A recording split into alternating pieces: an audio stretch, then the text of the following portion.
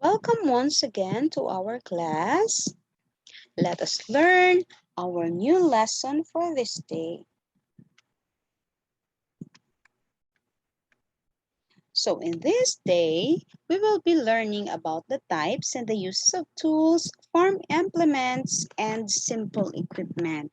But before that, let us first define the word hand tools. Do you know what is the meaning of hand tools? Okay.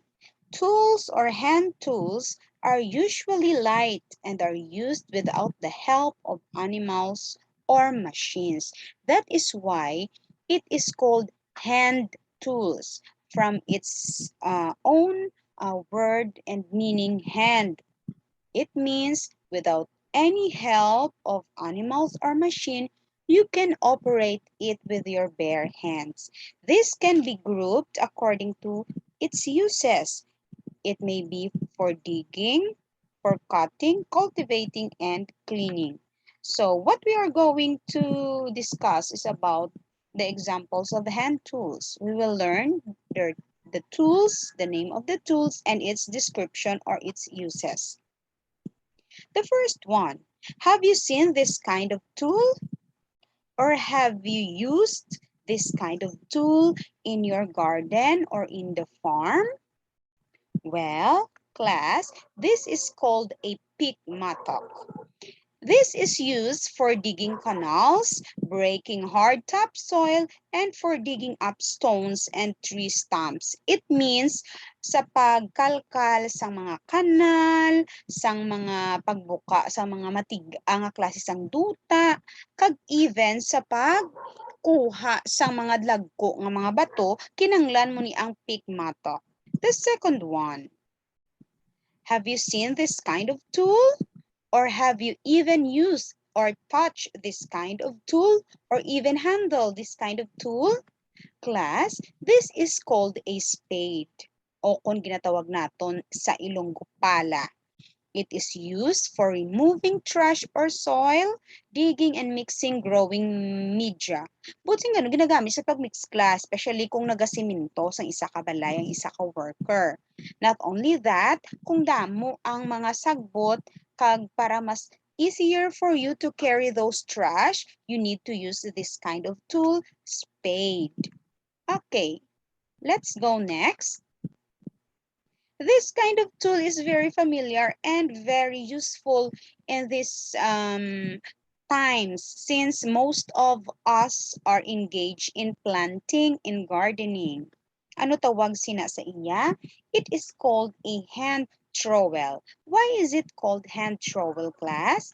Since this is used for loosening the soil around the growing plants and putting small amount of manure fertilizer in the soil. It is used when you are cultivating your plants. Ang soil imo ginabungkal, imo dugangan sa anami nga soil or duta and even fertilizer. You will use this kind of tool, hand trowel. The next one, have you seen this kind of tool? Have you used or even touched or handled this kind of tool? Class, do you know this kind of tool? Yes, this is a rake. It is used for cleaning the ground and leveling the topsoil para mag-level, magtupong ang duta, especially sa mga gagko nga klase sa mga garden or sa farm or sa field. Rake gamiton.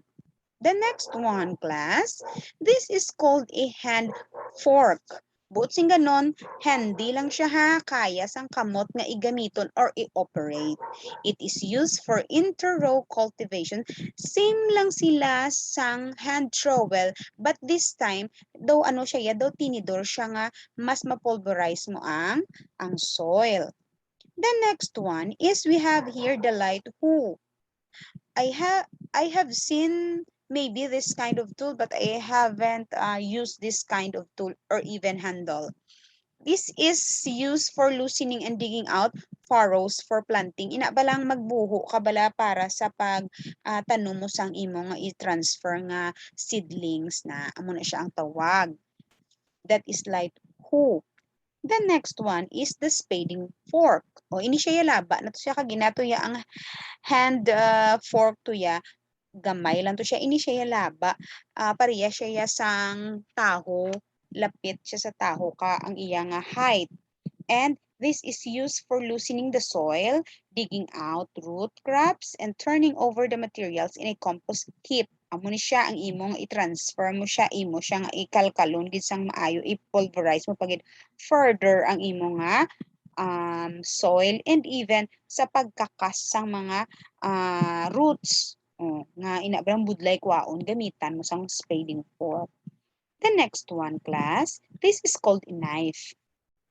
Siyempre, ang inisya nga klase sang sundang, gamiton mo siya when you are cutting planting materials and for performing other operations in horticulture. It means, class, ini siya gamiton mo siya kung magtapas ka lang sa mga gagmay nga klase sang mga parts sang leaves sa isa ka plant or a tree. Since nga you are going to have your own garden at home, even in just a small space at your backyard or in some part of your house or home, you need to use this specific and appropriate tools which are very handy. No need to ask for someone to help you, and even it is very easy for you to do this such operations. The knife. The next one. Knife. As what I have said, you can also perform this in some cutting and even for operations with regards to the planting materials. I-cut mo siya nga imo mo siya nga iya nga fence sang imo nga seedlings pwede gid gamit ka knife. The next one. Have you seen this kind of tool? Have you used this kind of tool? Well, class, this is called a pruning shears. It is for cutting branches of materials and unnecessary branches of plants. Ina ba lang mga laya na mga patay na nga parts ng plant gamit ka pruning shears. But most of us, since nga wala kita sang sini nga klase sang material or hand tool, most of us are just using scissors. Di ba la? Okay. The next one, we have here the bolo. Ato yung ang knife to ya, gamay-gamay na to ini ang bolo, dako-dako ni siya ya, or ginatawag nato ni ang bolo sa Ilonggo nga ano ni siya gani, ang bolo inang ginagamit sa pagtapas. It is used for cutting tall grasses and weeds and chopping branches of trees. Ang mga tag-as nga hindi kaya sang sundang gamitan bolo or ginatawag naton nga ano ni itawag ni nila sa Ilonggo sang bolo, do somehow siya lapit-lapit siya sa ispading, no? The next one we have here, class, your activity task. What you're going to do is you need to take pictures with your hand tools at home. Tanan nga na-mention ni teacher or tanan nga mga hand tools nga available sa inyo balay, tipunon kag ipicturean kaupod sa inyo. That would be your task for this week's. Very easy lang gid siya ang inyong task. And that would be for this day.